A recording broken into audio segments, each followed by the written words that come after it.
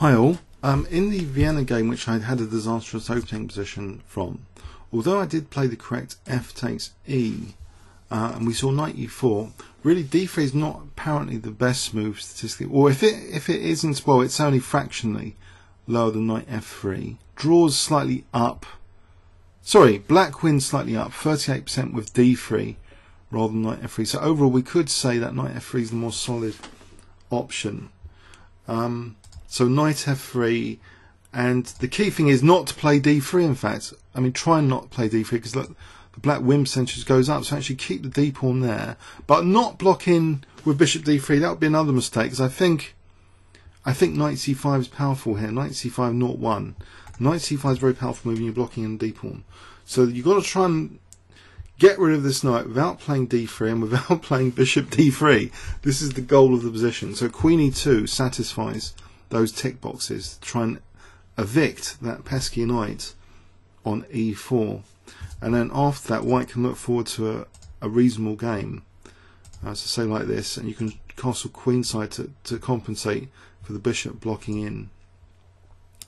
And here though, unfortunately, the stats aren't brilliant on 13 games. It's still 23% to white, 38% to black for bishop e6, so it's not brilliant. But h4 seems to be a promising move. So Alakine would be happy that h4, like he played h5 before. So and then g3. So we've got here a position where the chances seems to be favouring. Unfortunately, the chances here seem to be favouring black in this line. But if we go back, let's try and resuscitate this. So f takes e, knight takes e4. So let's look again at what I played, which is actually d3.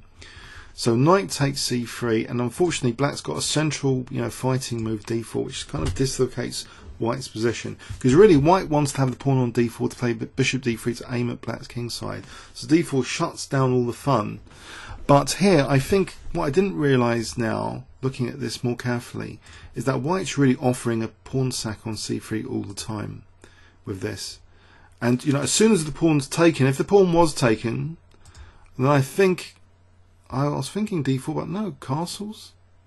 It's not d4, because again black gets a good position again with bishop g4, a high percentage rate here. What's going on here? Bishop e7, and there's 2 wins for black.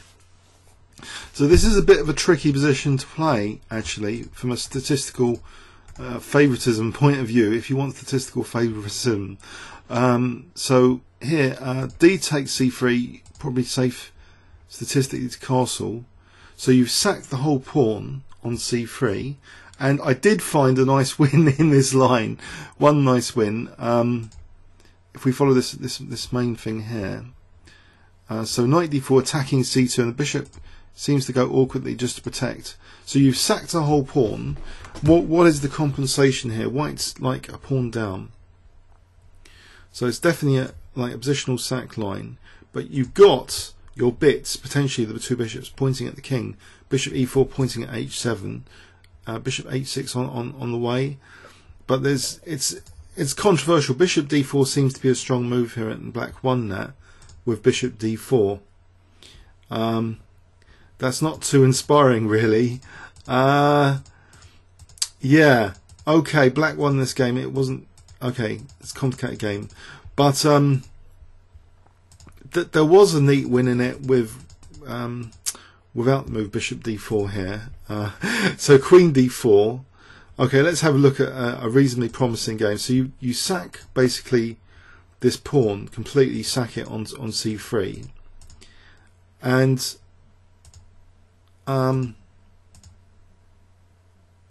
there was a nice attack from here, basically, but I don't know what the FIDE ratings of the players were, but white got a nice attack.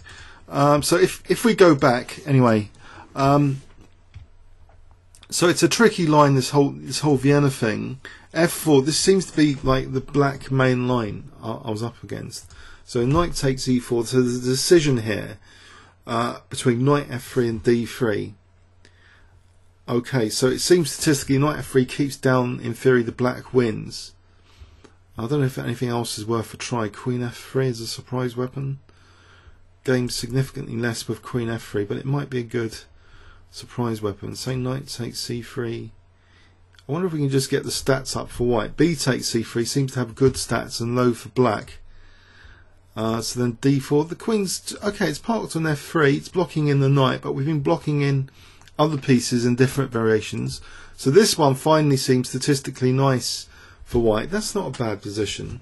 But what if black does, like try for f6 here to try and expose the queen, sitting on f3? Just quickly review this. Queen sitting there. You can just go and sack. That could be a nice attack. Strange game. Yes. So that rook being pinned was pretty good. It's funny how the queen came back there. It went forward in for the attack, then it got evicted, then it went back after rook f7. That's the point. Okay. So that queen f3 might actually be the most interesting statistically, just to get a statistical bias. Queen f3 here. Forget knight f3. Forget d3. I might punt queen f3. It does tick the box. We're trying to evict that knight on e4. Okay, so if we go back, that is a move. It's one of the moves in this position. Queen f3, third move. So statistically, for knight takes c3, that's promising. f5, maybe that's the pain of this, but you can play d3, takes d4, and now queen g3 is apparently a promising move. Again, sacking the c3 pawn. So that theme's coming up again. You're just sacking the c3 pawn. Okay, there's some food for thought there for the Vienna player in this variation, which is quite scary to play against. This central fuss, which it seems to be in the spirit of fighting for the centre in the opening. This is the major thing to consider straight away. This line for black. Comments or questions on YouTube? Thanks very much.